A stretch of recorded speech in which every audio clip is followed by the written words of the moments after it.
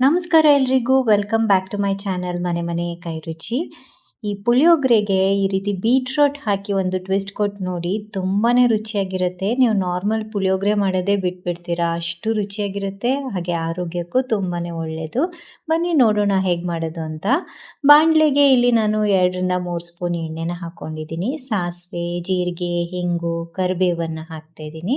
1 ಸ್ಪೂನಷ್ಟು ಕಡಲೆಬೇಳೆ, ಅರ್ಧ ಸ್ಪೂನಷ್ಟು ಉದ್ದಿನಬೇಳೆನ ಹಾಕಿ ಹೊಂಬಣ್ಣ ಬರೋವರೆಗೂ ಹುರ್ಕೋತಾ ಇದ್ದೀನಿ. ಈಗ ಇದಕ್ಕೇನೆ ಒಂದು ದೊಡ್ಡ ಗಾತ್ರದ ಬೀಟ್ರೋಟ್ನ ತುರಿದು ಸೇರಿಸ್ಕೊತಾ ಇದ್ದೀನಿ. ಇದು ಚೆನ್ನಾಗಿ ಹಸಿ ವಾಸನೆ ಹೋಗೋವರೆಗೂ ಹುರಿಬೇಕು. ರುಚಿಗೆ ಎಷ್ಟು ಬೇಕೋ ಅಷ್ಟು ಉಪ್ಪನ್ನು ನಾನಿಲ್ಲಿ ಸೇರಿಸ್ಕೊತಾ ಇದ್ದೀನಿ. ಚೆನ್ನಾಗೆಲ್ಲ ಒಂದ್ಸಲ ಮಿಕ್ಸ್ ಮಾಡಿಕೊಂಡು ಒಂದು ಮುಕ್ಕಾಲು ಭಾಗ ಬೀಟ್ರೋಟ್ ಬೇಯೋ ಥರ ನಾವು ಹುರ್ಕೋಬೇಕಾಗತ್ತೆ.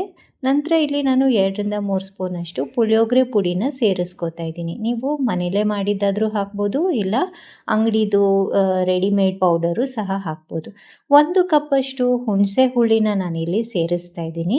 ಸೇರಿಸ್ಕೊಂಡು ಚೆನ್ನಾಗಿ ಮಿಕ್ಸ್ ಮಾಡ್ಕೊಳ್ಳೋಣ. ನೀವು ನೋಡ್ತಾ ಇರ್ಬೋದು ಇವಾಗ ಇದು ಸ್ವಲ್ಪ ಗಟ್ಟಿ ಆಗ್ತಾ ಇದೆ. ಇದು ಅನ್ನಕ್ಕೆ ಕಲಸೋಕ್ಕೆ ಸರಿ ಹೋಗೋದಿಲ್ಲ. ಹಾಗಾಗಿ ನಾನು ಇನ್ನೊಂದು ಅರ್ಧ ಅಥವಾ ಮುಕ್ಕಾಲು ಕಪ್ಪಷ್ಟು ನೀರನ್ನು ಹಾಕ್ತಾ ಇದ್ದೀನಿ.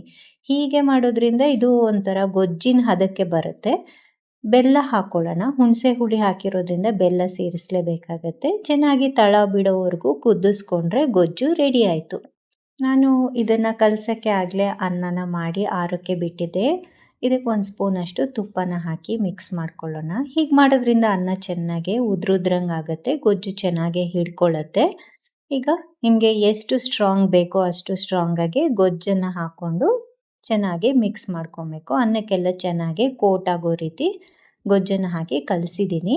ಈಗ ಇದಕ್ಕೆ 1 ಕಪ್ಪಷ್ಟು ಹುರಿದಿರೋ ಅಂಥ ಕಡಲೆಕಾಯಿ ಬೀಜನ ಸೇರಿಸ್ಕೊತಾ ಇದ್ದೀನಿ. ನೀವು ಬೇಕಿದ್ರೆ ಎಣ್ಣೆಯಲ್ಲಿ ಕರೆದಿರೋಂಥ ಕಡಲೆಕಾಯಿ ಬೀಜನೂ ಸೇರಿಸ್ಬೋದು. ನಾನು ಆರೋಗ್ಯ ದೃಷ್ಟಿಯಿಂದ ಕರಿಯೋದು ಬೇಡ ಅಂತ ಹುರಿದು ಸೇರಿಸ್ಕೊತಾ ಇದ್ದೀನಿ. ಈಗ ಪುಳಿಯೋಗರೆ ರೆಡಿಯಾಗಿದೆ. ಮೇಲ್ಗಡೆ ಸ್ವಲ್ಪ ಕೊತ್ತಂಬರಿ ಸೊಪ್ಪು ಉದುರಿಸಿದ್ರೆ ಆಯಿತು. ಬೆಳಗ್ಗೆ ತಿಂಡಿಗಾದರೂ ಸೆಟ್ ಆಗುತ್ತೆ, ಅಥವಾ ಲಂಚ್ ಬಾಕ್ಸ್ಗೆ ಹಾಕೋಕ್ಕೂ ಇನ್ನೂ ಒಳ್ಳೆ ಆಪ್ಷನ್ ಇದು. ಯಾವಾಗಾದರೂ ಅನ್ನ ಸಾರು ಮಾಡಿ ಬೇಜಾರಾಗಿದ್ದರೆ ಮಧ್ಯಾಹ್ನದ ಹೊತ್ತು ಊಟಕ್ಕೂ ತುಂಬ ಚೆನ್ನಾಗಿರುತ್ತೆ. ಇದ್ರ ಜೊತೆಗೆ ಸ್ವಲ್ಪ ಮೊಸರನ್ನ ಮಾಡಿಕೊಂಡ್ರೆ ಟ್ರೈ ಮಾಡಿ. ಹೇಗೆ ಬಂತು ಅಂತ ಖಂಡಿತ ಕಮೆಂಟ್ ಸೆಕ್ಷನಲ್ಲಿ ತಿಳಿಸಿ ಆಯಿತಾ. Thank you.